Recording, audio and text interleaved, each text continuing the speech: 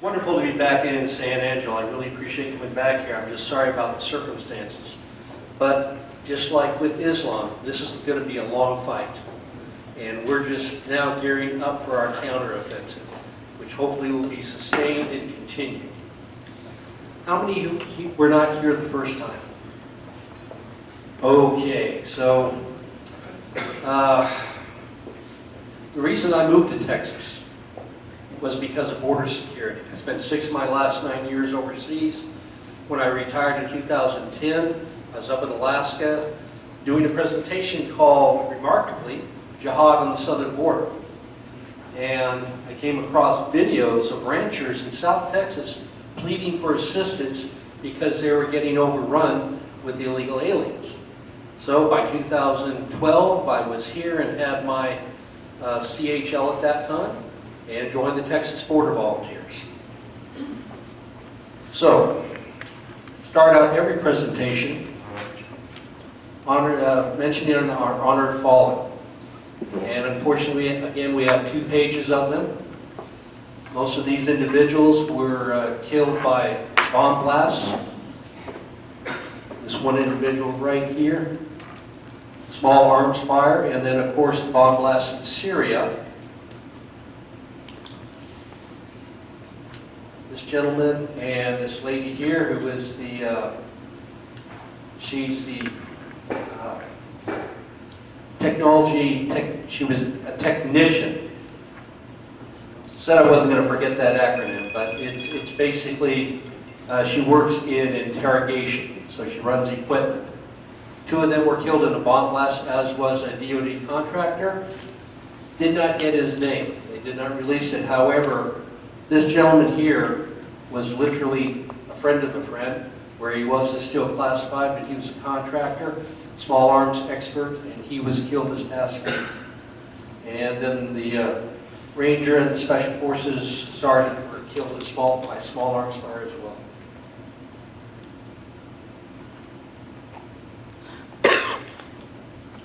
There we go. And I always dedicate my presentations in someone's memory who's paid the ultimate price for our stupidity. And in memory of Valerie Reyes, who was murdered 2 weeks ago and stuffed into a suitcase by an individual who had overstayed his visa from Venezuela, we'll tell the truth about what's going on with the border. And just as an additional aside, this is the MS-13 Thug that you may have seen on the video at the train platform a couple weeks ago in New York. ICE confirmed he was here illegally. They had confirmed it before, but the New York Police Department did not turn him over to ICE or even notify them that he was there. They released him on $2,500 bond, even though he was an accused murderer along with several other individuals. So I guess he completed the contract and killed the guy on the platform. And finally, he's in federal custody, I believe. And just to remind us all how long this has been going on. You may have heard about this back in 2008. Sarah and Amira Safid, their dad is from Egypt, raped and murdered them in his car on New Year's Eve going into 2008. I learned about this when I was in Qatar and was shocked, appalled at that time. And he's fled. He's still at large. A lady followed up an article in 2012, but he was still at large. Their aunt was getting death threats at the time from their half-brother. So it was an ongoing thing. Some people say he's in Dearborn, some people say he's in New York, some people say he's in Egypt. But this is how long this stuff has been going on in the United States. So now we're going to get right to it. For those of you who weren't here last time, I apologize. I'm going to jump right into it, add a couple more slides to ease us in. But we are suffering a massive invasion. You cannot tell me, as a rational human being, that when you get 235,000 apprehensions of individuals going into Texas jails in the past 5 years, that it is anything but a coordinated invasion against our republic. The caravans keep on coming, even though We're trying to build the fence, build the wall, what the barriers, whatever it is. For those of you who weren't here last time, understand that Mexico has gone from being a producer of marijuana to getting market share in methamphetamine, also producing cocaine, and through their contacts with the Russian mafia, one of the transnational criminal organizations, they brought over Afghans to teach them how to make the white poppies from white powder heroin. So they're major producers of all of those different drugs. And now they don't have to wait for the shipments to come inside their country, they just ship it out. And we are suffering a low-intensity threat, according to General Scales and General McCaffrey, that's been going on at least since 2011. That was a report they made to our agriculture department in Texas. A little bit of common sense has finally prevailed. Federal judge, and this is a portion of his ruling here, that says it's common sense that the federal government wants to ask people whether or not they're citizens on the census, and it doesn't do the illegal alien any irreparable harm by answering honest or having that question on there, even if he is applying for U.S. citizenship, because, you know, by the time that that process is through, the census has been taken, or if they're in the middle of it now, the census doesn't occur for another year and a half, 2 years, so what's the harm? But yay for our side, finally, for a little bit of news. I wish I had better news on this one. Congress's lame solution that they've come up with that they want President Trump to sign. I don't know about you, but tomorrow I'm calling the presidential line and telling him, don't take this stupid deal. You've got 1/5 of what he asked for border funding. Yeah, they want to do it for 55 miles, but it's far short of what the president had requested for the barriers. Prohibits the use of concrete walls because those are so cruel. You know, like they have around some court buildings and those barriers. Those are just so cruel.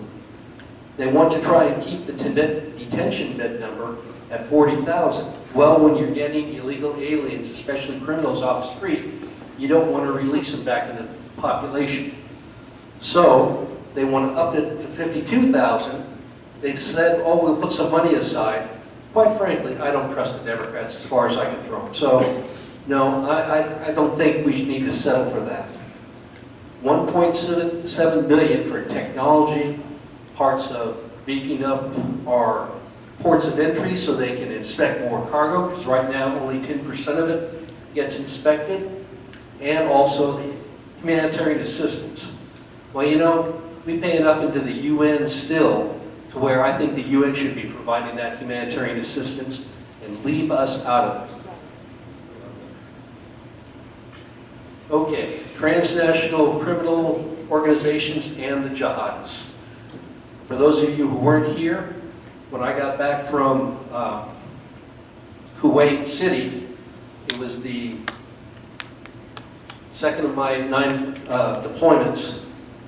I was asked if my Arabic was good enough to listen to radio transmissions coming from Mexico to the United States in Arabic. Fortunately, it wasn't. I continued to deploy 7 more times and stayed away from that sort of thing. But what's really interesting is that was 1991. And my good friend that I'm a partner with at the Border Volunteers, when I told him that, because we discuss these things every now and then, his ears perked up because he said, you know what? I was hired to be one of those guys watching those people come across the border in 1992. So this is how long they've been coming into our country. You're going to see a video later on, Tom Fitton from Judicial Watch. He makes an interesting comment about how the FBI seems to like to watch instead of do anything. Well, that seems to have been going on since at least 1991. And I brought evidence last time of the jihadists moving through Texas.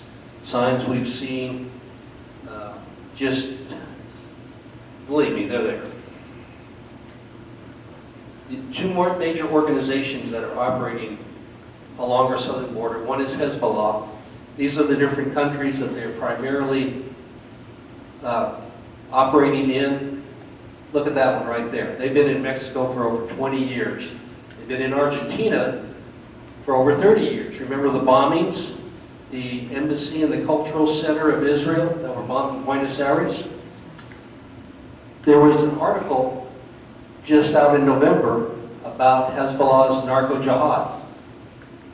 And in 2012, even Obama had to sign the Countering Iran in the Western Hemisphere Act.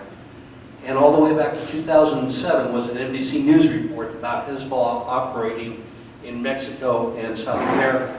In fact, one of the threats that the people are encountering, including our embassy staff and those who support them, are from Hezbollah and the Iranian operatives there in Venezuela.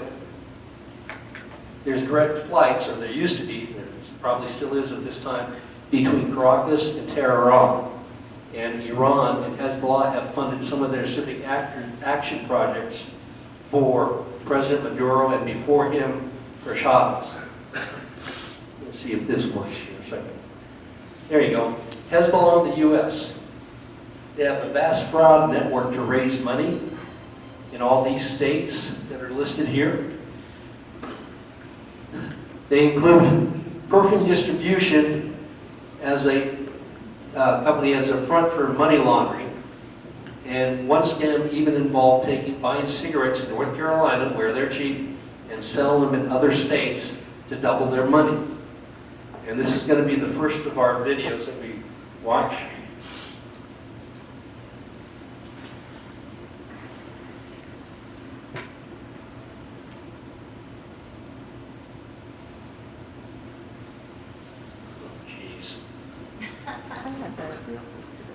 I don't know if you saw that, Firefox is installing updates.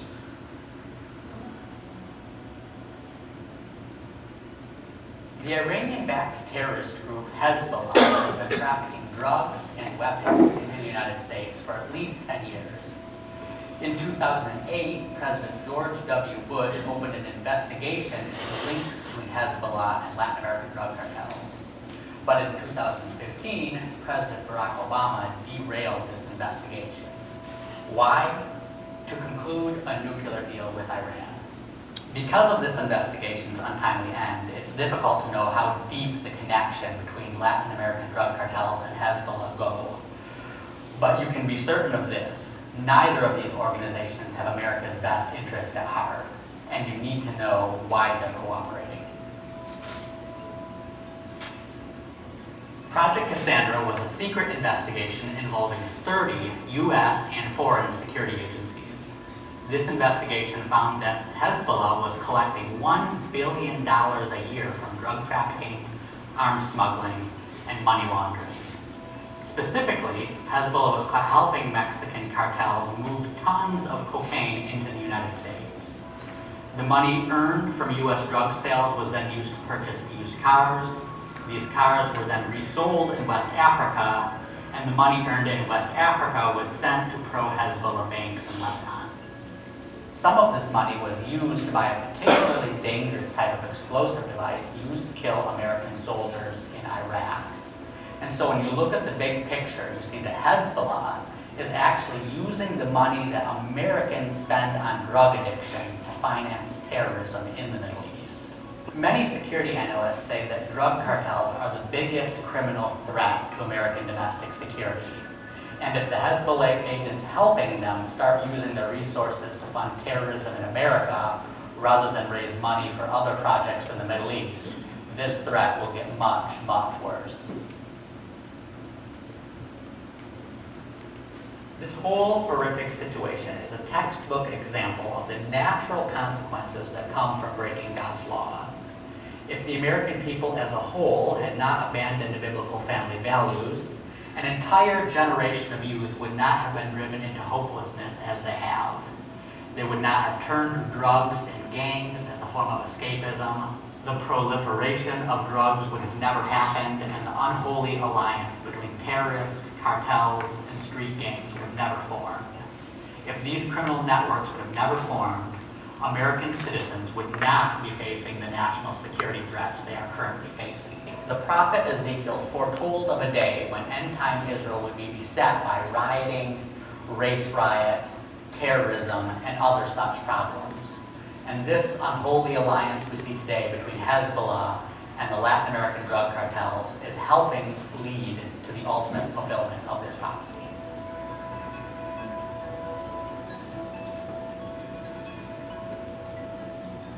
For more information on this scenario, Okay. One thing to note, on one of the watches, my partner and I came through a mott, and everybody knows what a mott is, right? Clump of trees in the Texas sort of grassy lands there. Well, we came through this mott, and there was a guy sitting on the ground who jumped up and ran, and we could not catch him. We're wearing 30, 40 pounds of gear. Small, skinny guy in tennis shoes, he just took off running. We came back to see where he was. We were trying to figure out what he was doing in that area. So I sat down where we thought he sat down, and my buddy came out of the mott and said, yeah, he was right there. He reached it down so I could stand up. I looked down. There's a can of halal chicken loaf that he had dropped. He was about to eat his lunch there. And when we went back into the, toward the mott, we found one of the tin can fluorescently painted markers that we had seen there with an Arabic script on it. Okay, the other group is the Islamic State. Yes, they are operating camps down in Mexico. I got this confirmed to me about 3 years ago by the father of a Mexican officer who told him that the army was ordered to stand down and not interfere with what the Islamic State is doing. One thing I haven't put in the presentations, I didn't want to go down rabbit trails, is the number of Hispanics, both in the U.S. and in Central America and Mexico, that have converted to Islam. They have put these little proselytizing communities in Mexico, and the Hispanic males, a lot of them are converting to Islam. And so that's bolstered the numbers. I believe it was 95,000 Muslims in Mexico as of 2014 or 15. They still claim territory. Yeah, they're losing the base of their caliphate, but because they can go different places in the world of Islam, they just plant the flag there and say, okay, we're going to operate out of here. So these are all the different places that they have a major presence. And President Duarte is fighting the Muslims that are coming from Indonesia. They came about 6 centuries ago, started a colony on Mindanao. And remember the Moro Wars? Moro is the Tagalog word for Muslim. We were fighting the Muslims in those wars. And again, they would do the same thing that they did in Iraq. Get themselves pumped up on drugs and attack us. Well, they would do the same thing, and that's why we developed the 45 caliber pistol, was to knock them down with 1 or 2 shots, because they would be up on drugs and charged with their swords to try and break through and kill the officers. So they, instead of 38s, they gave the officers 45s.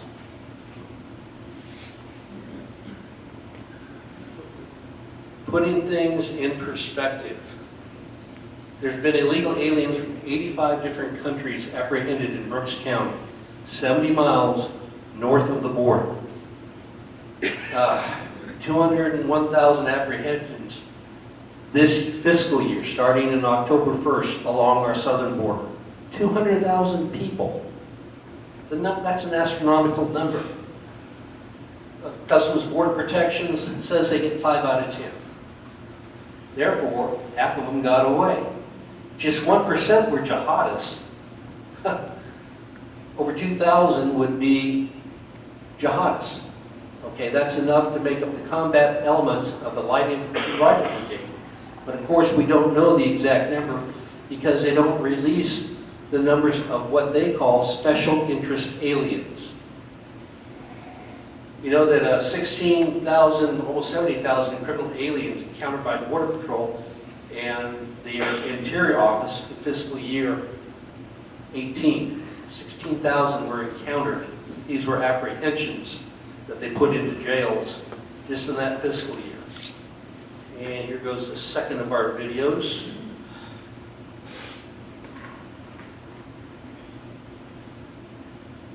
The Subcommittee on National Security and the Subcommittee on Government Operations will come to order.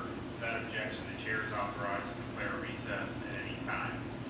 The United States confronts a wide array of threats at its borders, ranging from terrorists seeking to harm the Does anybody know how to increase the volume on this thing?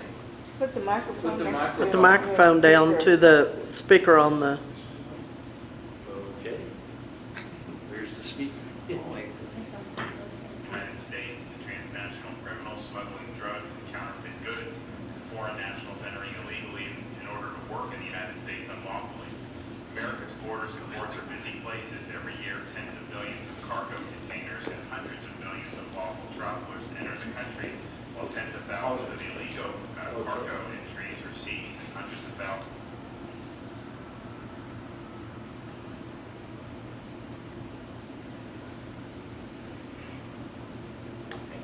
Right. Thousands of unauthorized migrants are arrested or denied entry. Thank you. At the same time, hundreds of thousands of illegal immigrants evade detection to enter the United States unlawfully, and thousands of kilograms of illegal drugs and other contraband are smuggled into the country. Recent terrorist attacks in the United States and Europe and worldwide have highlighted the national security challenges that we face. The November terrorist attacks in Paris transformed Europe's migration crisis into a security debate, spurring calls for European nations to reevaluate their open borders policies. These terrorist attacks in Brussels demonstrate the strength of the Islamic State, but also highlight the policies of European nations that have facilitated the establishment and growth of Islamist communities within these countries that are parallel to, rather than integrated in, Western society. Concerns about borders are not limited to Europe. Recent reports state that the U.S. Customs and Border Protection has apprehended several members of known Islamist terrorist organizations crossing the southern border in recent years. The Texas Department of Public Safety has reported that border security agencies have arrested several Somali immigrants crossing the southern border who are known members of Al-Shabaab, the terrorist group that launched a deadly attack on the Westgate shopping mall in Nairobi, Kenya, as well as other Somali-based groups, including one funded by Osama bin Laden. The Texas DPS stated that it had come into contact in recent years with, quote, special interest aliens who come from countries with known ties to terrorists or where terrorist groups thrive. In all, immigrants from over 30 countries throughout Asia and the Middle East have been arrested over the past few years trying to enter the United States illegally in the Rio Grande Valley.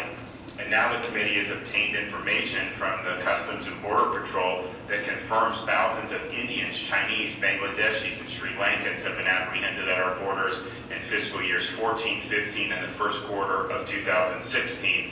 This data also shows that individuals have sought to enter the United States illegally from Afghanistan, Pakistan, Syria, Turkey, and beyond. One potential vulnerability that such individuals could attempt to exploit is our nation's generous asylum system. Aliens making asylum claims after they are apprehended by Border Patrol for entering illegally are being released into American society by the Obama administration. The number of aliens making credible fear claims has increased exponentially in recent years. According to information provided to the committee, CIS, the number of credible fear claims increased from 4,995 in fiscal year 2008 to 51,001 in fiscal year 2014, an increase of 921%. Additionally, DHS is approving those claims the vast majority of the time. In fact, the approval rate is 87%. By claiming to have a credible fear, these aliens set in motion a process that can forestall their removal while allowing them to remain in the United States potentially for years. Dangerous individuals such as gang members, cartel operatives, and even supporters and members of terrorist groups could exploit this system. Such individuals could attempt to enter illegally, and if they successfully evade the Border Patrol, they can remain in the United States. If they get caught, they can make a credible fear claim and likely be released. During a recent visit by staff to El Paso, Border Patrol and ICE confirm that they are seeing increased numbers of Bangladeshis, Somalis, Pakistanis, and other nationals of countries of concern coming across the southern border and claiming credible fear. These anecdotal reports are supported by information that USCIS provided the committee that states that thousands of nationals of these and other countries have claimed credible fear in recent years. For these reasons, Texas DPS has stated that, quote, an unsecure border with Mexico is the state's most significant vulnerability as it provides criminals and would-be terrorists from around the world a reliable means to enter Texas and the nation undetected. This is especially concerning today in light of the recent terrorist attacks and schemes around the world, end quote. I thank our witnesses for their testimony today and look forward to examining issues related to national security threats at our border and what can be done to combat this growing problem. I now recognize Mr. Lynch, the ranking member of the Subcommittee on National Security.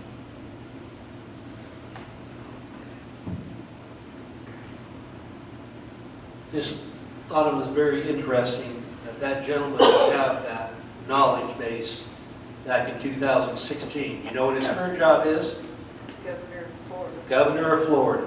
So, good on Florida. That was a close one.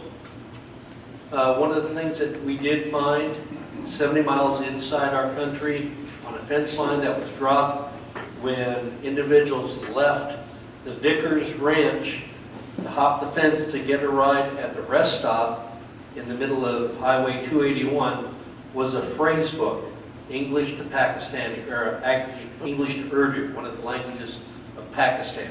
It had certain phrases underlined. It was obviously used for communication between the coyote and the people in his group. So they are already here. And one of the troubling statistics was in Katie's country, the United Kingdom, more Muslims have joined jihadist groups than serve in their military.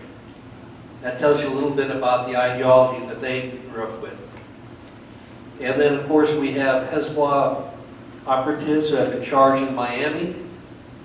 We did not extradite a senior operative from a foreign country who was one of the financiers in Colombia.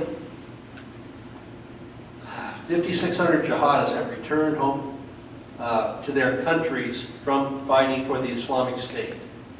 So far, 12 to the U.S., 425 to Britain. Now, I put this in because I believe that what should happen to those individuals, they should stay right where they're at and have their cases adjudicated by the Kurdish Defense Forces, because they are not criminals, they are enemy combatants. They have betrayed their country if they are U.S. citizens by fighting for a foreign flag, pledging allegiance to al-Baghdadi, just like German officers had to pledge allegiance to Adolf Hitler, and most, if not all, have committed war crimes. So why should we bring them over and pay for that expense when they're already being held?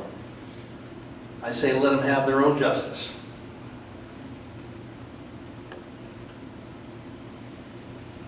And this is the Twitter that, or I guess you call it a tweet, that the State Department put out.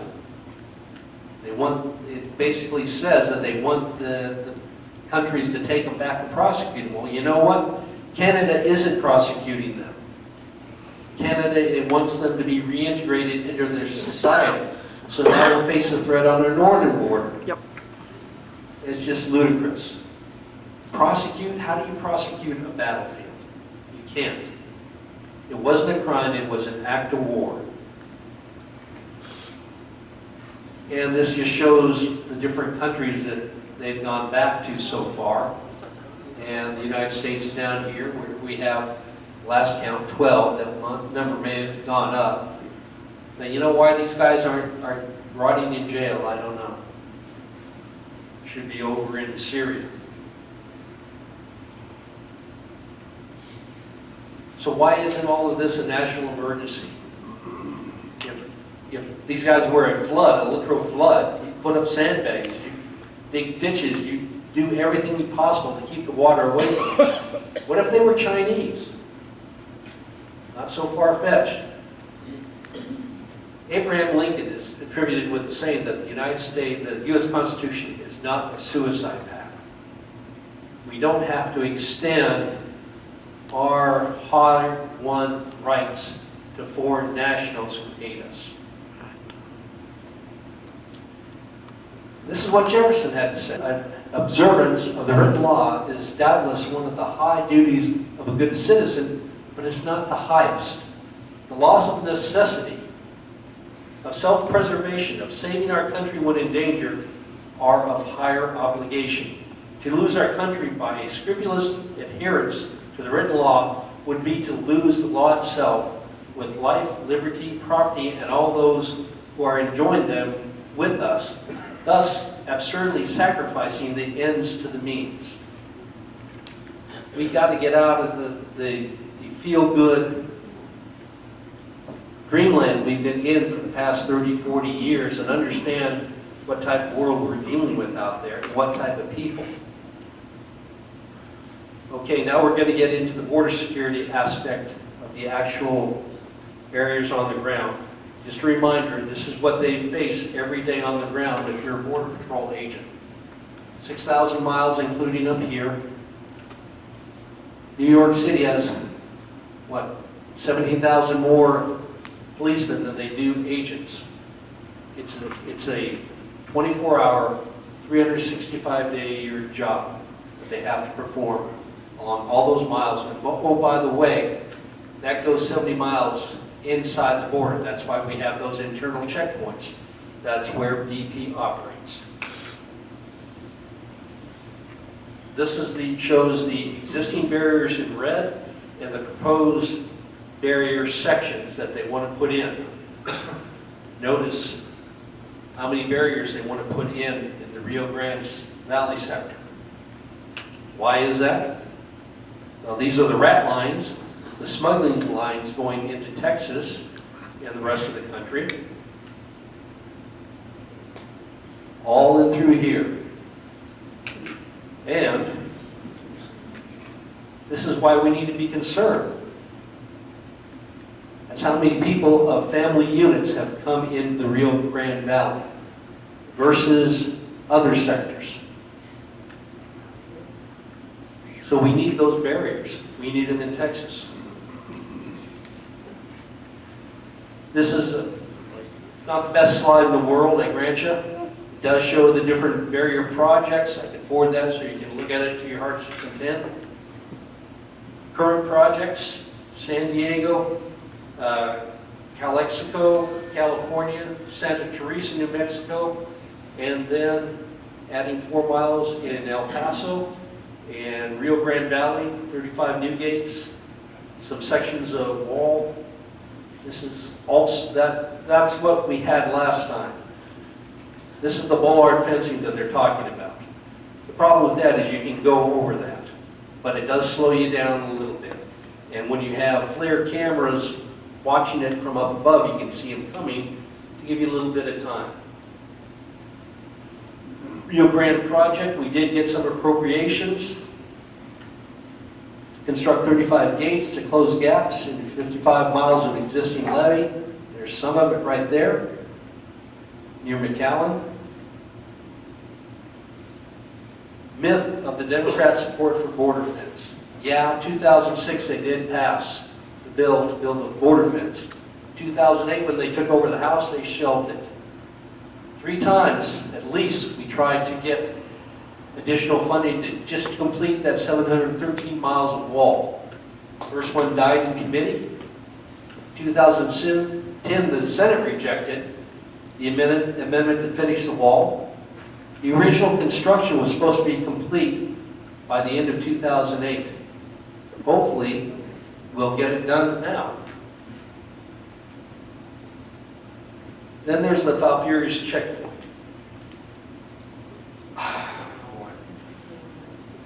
We need a better deal than they have now. But I believe that the funding for this checkpoint is tied up with the current continuing resolution that Congress has stupidly used to fund the government instead of a budget like they're supposed to under the Constitution. So it's supposed to expand the checkpoint. This is just going north from 2 lanes of looking at people and things to 8 lanes going north, 8 lanes going south. Supposed to be completed by the end of July of last year, still not completed. Again, I'm sure it's a funding issue. It's a result of Republicans not doing their job when they had the majority. Let's face it. I mean, we have perfect opportunity, and that's what we were telling them all through the Obama years. If we can just get the House and Senate back, and a Republican president, we can do it. Well, the president was willing to do it, but then they started dragging their feet. There are serious issues that have to be addressed as they build the wall. Eminent domain for the people who own land, their security and quality of life. We have to address those in an open, frank discussion. Government acknowledging that they have to make hard choices, use common sense when planting barriers, not like they did in Brownsville, and bisect people's land, do other strange things, like put a dike road on the riverside of the fence so that the invaders don't have to climb the fence to get to a road where they can run out to the paved road and get a ride in Brownsville. They need to do smarter barrier placement. And if we the people end up, because of the necessity of taking away someone's land, they need to be adequately compensated, fully. If that means closing down that, what is it, the Endowment for the Arts, or NPR, so be it. Because these people, if we're going to, Planned Parenthood, if we're going to take away, how about closing down the 30,000 refugees that they've allotted for? Yeah. I mean, it's just ridiculous, and I'm sorry that Congressman Conaway couldn't have a rep here tonight to hear this. So, it's one of my soapbox that these are not easy decisions, but they need to be made because everybody's safety depends on it. And in fact, you're going to see how bad it is in Brownsville with this video.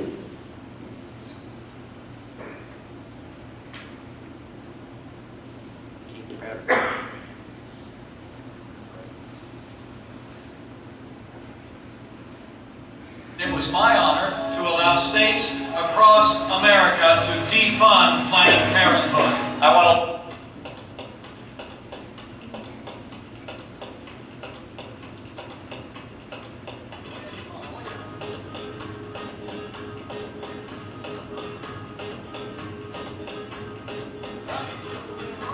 The river is the border. You can't obviously build a wall in the middle of the river. You can't build it on the banks either, because of the treaty that we have with Mexico. So you get this big winding up and down the big river. You got a nice long straight wall. We call it a no man's land.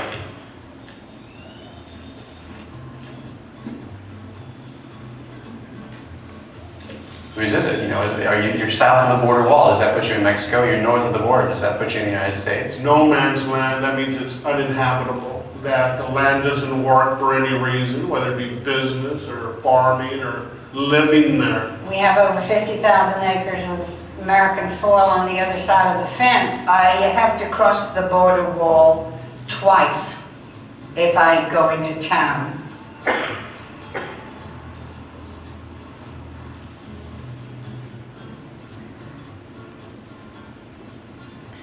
My home is located. Okay, this lady, you're going to see her filling up coolers. She has to do that because before she had illegal aliens going to her door and demanding food and water. She's the widow of a U.S. Air Force veteran, I believe. It is in no man's land, which means I am on the Mexican side of the fence. My son-in-law has a sense of humor. He tells everyone we live in a gated community.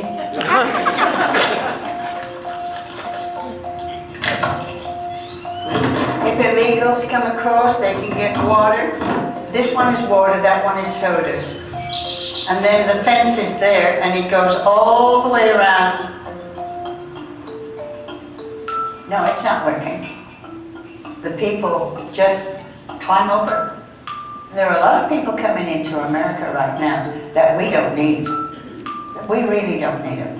Mr. Trump is saying we need to build a fence. If this one is not working, another one is not going to be working.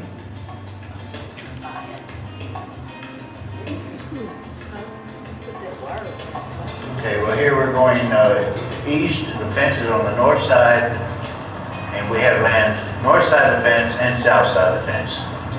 Most of our land is south of the fence. Pues a nadie le gustó el muro, pero ni modo, ya está hecho. Todos los equipos salen para allá, vienen para acá, ¿entiendes? Con trancones de 4, 5, 6, 7, andamos para arriba y para atrás y para adelante, para atrás y para adelante.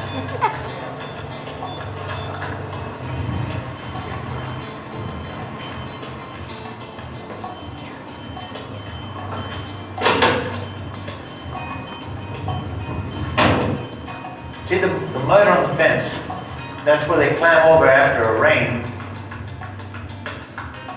If a cow wants to go through a fence, she's gonna do it. The same thing with people. There has to be a better way to do it. We want protection, and yes, we are conservative, but we would like to see something that works and not just put something up for looks. Last year, we closed our business, our golf course, because of the border fence. I owned and operated the Fort Brown Memorial Golf Course for 28 years. The perception that people have, they're gonna build this massive thing, and they'll stop coming. When we closed the business, we filed for bankruptcy. We slowly bled with the border fence.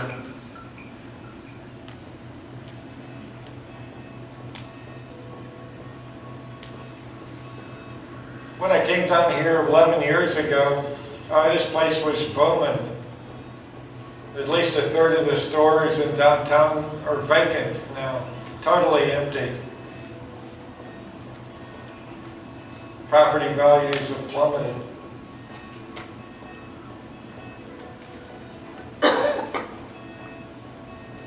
The luchador is right here. She's making sculpture out of it. It's nice that somebody can do something constructive with it, wasted iron.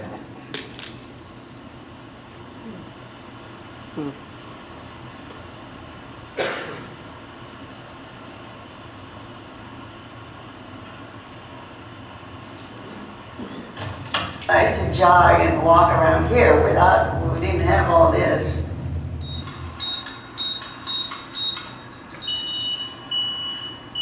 There it goes. Woohoo! We have 5 minutes or else the doors crush us. It was invigorating. I loved it. I loved being out here in my own land in the country. And I still would, except that, now if I start coming across here, not one vehicle, not 2 vehicles, 3 or more. Border Patrol vehicle have accosted me and asked me what I'm doing here. So you see my property, you see where the fence is?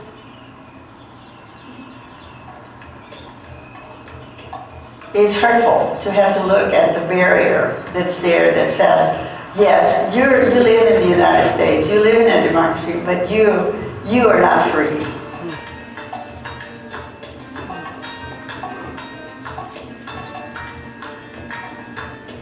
It's not a complete fence, right? It has gaps. The walls are just there to hit a number, so somebody can say, I hit my goal. The start and stop is based on a mile count, but it sounds good, it sounds tough, it sounds like it'll work. There are neighborhoods where their homes back up to the wall. There are kids who, when they play in their backyard in the afternoon, the wall casts a shadow like prison bars on their yard. It's just a symbol. Why make them suffer through that symbol?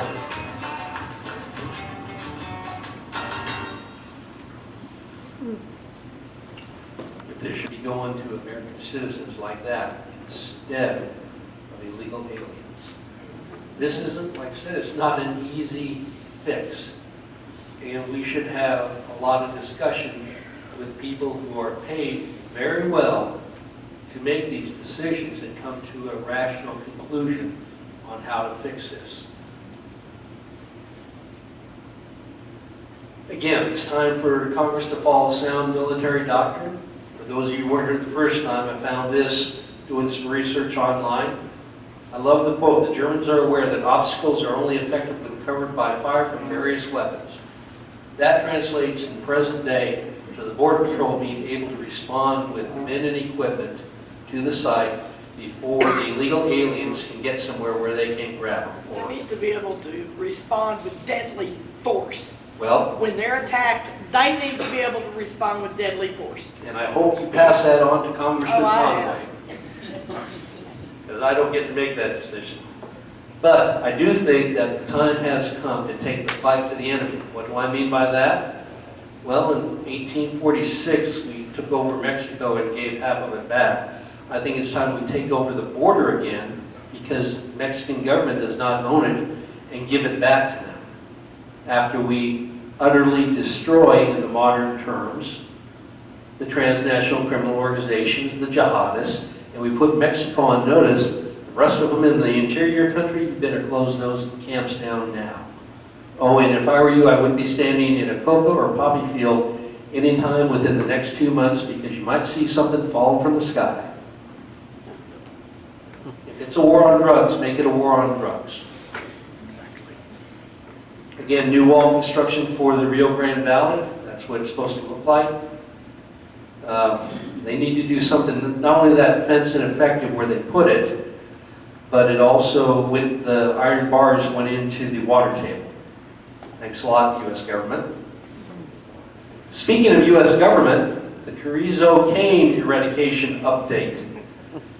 Okay, the U.S. government planted it along the banks of the Rio Grande to stop erosion in the 1950s. It's a safety hazard for law enforcement. Texas did pass legislation in 2015, but they haven't funded it. The process that they came up with, as was told to us by the scientists who came up with it at the border security hearing back in August, was that it's not going to harm anything. Within 3 minutes, it can't harm anything. But it will push back the cane. It'll kill it. And it has to be an ongoing thing, because, unfortunately, EPA, if you're listening, once you get these invasive species of plants and animals in our environment, it's really, really hard to get rid of them. You know, like the, not the boas, but the... Pythons. The pythons. No, the big snake. The pythons. Python, thank you. The African and Burmese python that are killing the alligators in the Everglades. Or the flying fish that are now up and down the Mississippi. Euro trashed up. There you go. We have tons and tons of those. Congress, since you're going to be calling Congressman Conway, remind him that the federal government has not funded the eradication. I'd like them to pick up at least part of the tab for what they did to Texas. But the Texas Water and Soil Department is looking for $1.2 million at least a year to push back the cane, because they say it's an ongoing process. They're going to have to make sure each year that it gets pushed back. Yes? Start a GoFundMe page. Serious, it works so well. We just might. I'll need somebody smart on a computer. But I'll say that. Can you use a flamethrower? Well, they actually have a better solution. Actually, the stuff they put in will kill the cane, but we need $1.2 million to do it. And here's a little news report on the cane.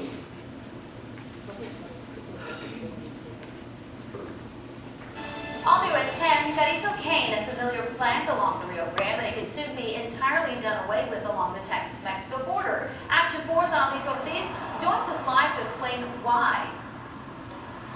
Marcy, you might not think that uprooting a plant would be be a step towards increasing border security, but a bill that now sits on the governor's desk aims to do just that. Now, the plant we're talking about, carrizo cane, which grows wildly along the banks of the Rio Grande.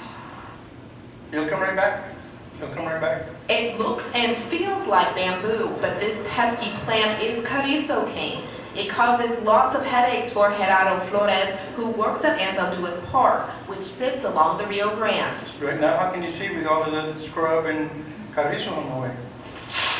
His staff battles the unmanageable plant, chopping it down only to have it spring back up and obstruct the view of the river. But the plant is a bigger problem when it comes to securing the border. Carrizo cane isn't just a nuisance for the staff of Anzalduas Park. Because it's so thick, it becomes a prime hiding spot for people trying to get into the country illegally. The Texas legislature wants to start a program that eradicates carrizo cane on the Rio Grande to make the border safer. The National Border Patrol Council says it will help Border Patrol agents do their jobs. Our boats can't maneuver into it. Our agents can't get out there because of the water. We can't apprehend anybody in there because we can't get in there. He says even aerial and thermal imaging equipment is sometimes not enough to see people hiding in the carrizo cane. Getting rid of it for good will fix that problem and keep the people crossing safe. You know, a lot of times they're young kids, women, children, and they get tangled up in this, and sometimes it can be fatal. And Flores says it will be a plus for Anzalduas Park. We want the park to be clean. We want it to look nice and clean. Now, the State Soil and Water Conservation Board would be responsible for developing that carrizo cane eradication program. Right now, there's not been a decision made on exactly how they will go about getting rid of it, but it could cost an estimated $5 million a year to do so. Live outside the Far McAllen newsroom, Annalise Ortiz, Action 4 News.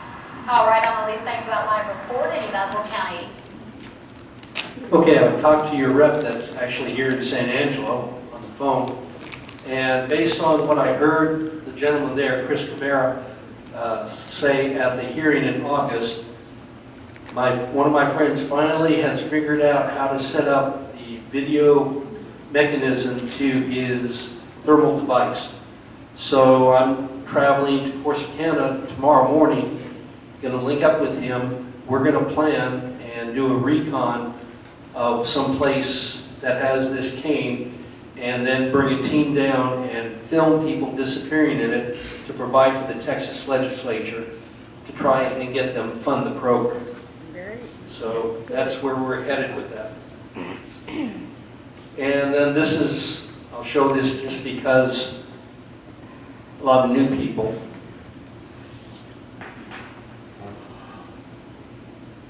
Oh, where is the little? Huh?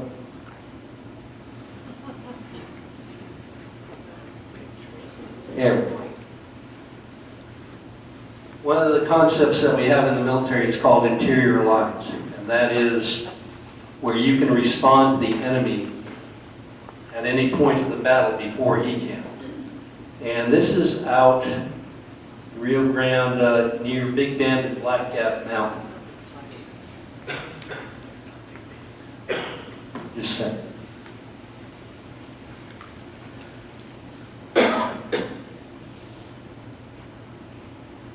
What I want you to notice on this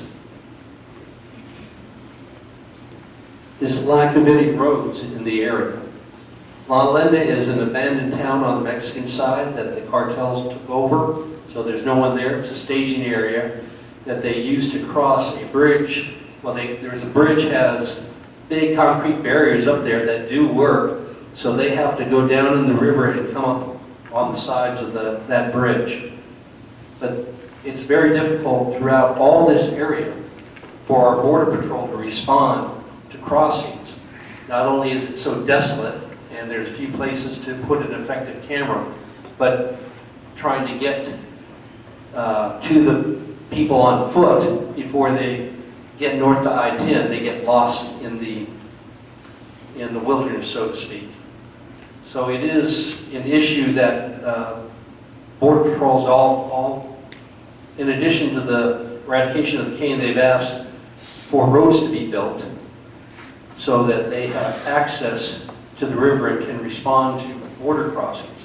They have a lot of technology. They have the aerostat blimps, they have drones, helicopters, all with thermal devices, and because we're not in the age of Obama, those thermal devices are turned on.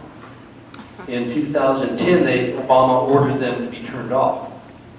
So now they're back on. We just need to be able to get the threat and neutralize it. And why the military is so critical. This is my opinion. Border security is a national security issue. The military is the most efficient group that I've ever encountered of the federal government.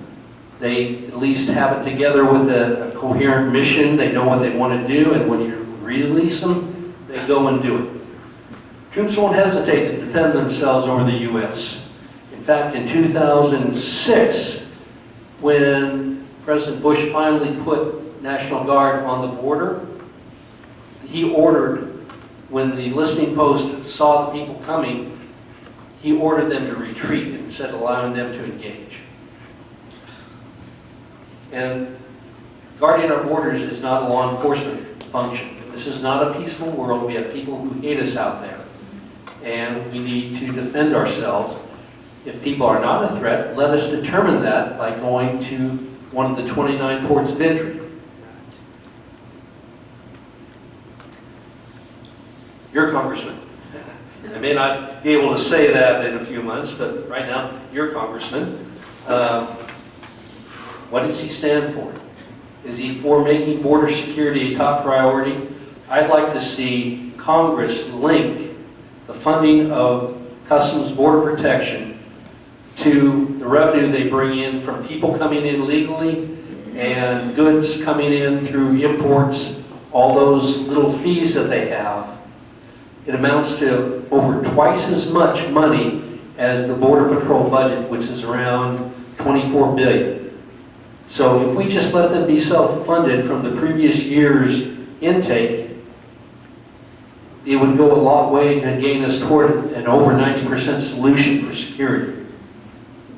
And I'd like to see him be out in favor of Congressman Babin's initiative, which is to audit the refugee resettlement program going back over 10 years and to not let any refugees come in until that audit is complete. We know how long Congress takes to do an audit.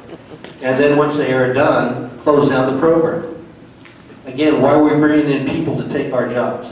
That's stupid. Your voices in state government. Just a couple things that you might want them to have to consider. There is a bill out there, and I apologize because somehow one of my briefings from a couple weeks ago got corrupted, and I could not recover the information for the number of the bills.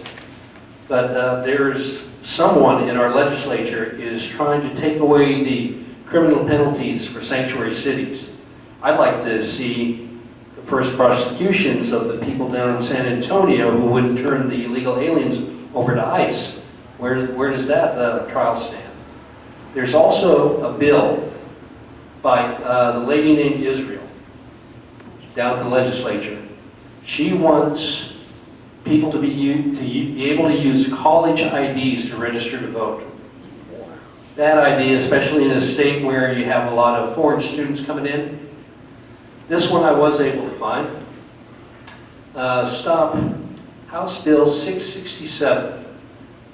Now, this bill is by Representative King, adjacent to you guys, I believe, or very close by. His district runs between Amarillo and Lubbock. This is to increase the penalties on perpetrators of sexual assault if they are a close relative of the victim. Why stop there? Why not increase the penalties for anyone? There's also, did you know we have a Romeo and Juliet law in this state? What that law says is if the perpetrator is within 3 years of the victim, it's a lesser penalty. How in the world did that ever get into Texan law? So, I think that bill needs to be rewritten and get rid of that because not only is there child abuse, but there's a lot of foreign cultures that bring in child brides. There have been over 2,000 applications for fiancé and visas by girls under the age of 17 in the United States. Why are we allowing their culture to invade us? I know we have a lot of refugee settlement in Amarillo and so forth. Hey, time for them to become American or go back to whatever hellhole they came from. But I couldn't believe that in that bill it actually states that if you're 14 and the guy's as long as you're over 14 and the guy's married to you, it's okay what he does to you. Gee, that sounds like enforcing Sharia on some poor girl whose family came here and they want to bring over the second cousin, so they're going to marry her off to a 40-year-old man. The worst case of age differentiation under that visa system was a 17-year-old girl in the U.S. marrying a 71-year-old man from Mexico. Yeah, that's another one of my soapboxes I get, right? I don't like it when girls are abused. Okay.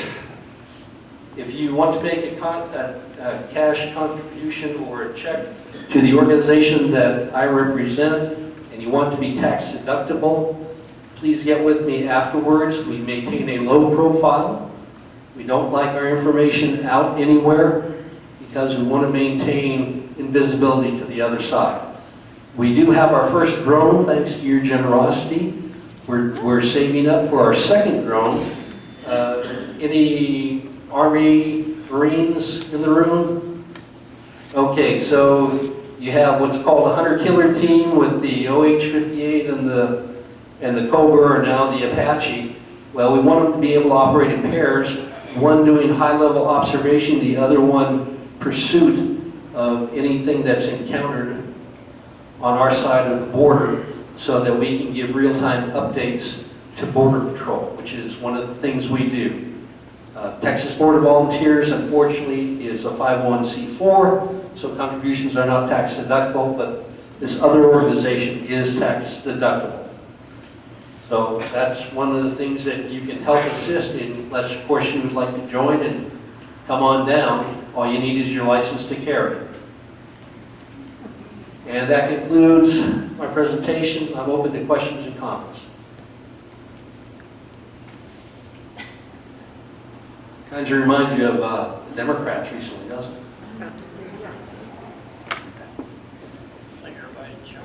I know. I'm sorry. It's not Francis. Yeah, different. It's not Robert Francis. I have a question. Please. Well, you showed some of the wall down by the Rio Grande. Is there some of it on the Mexico side?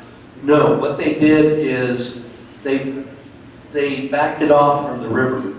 The narrator mentioned a treaty with Mexico. Well, you know, we've been getting out of a couple treaties lately. Maybe that's time we got out of that one.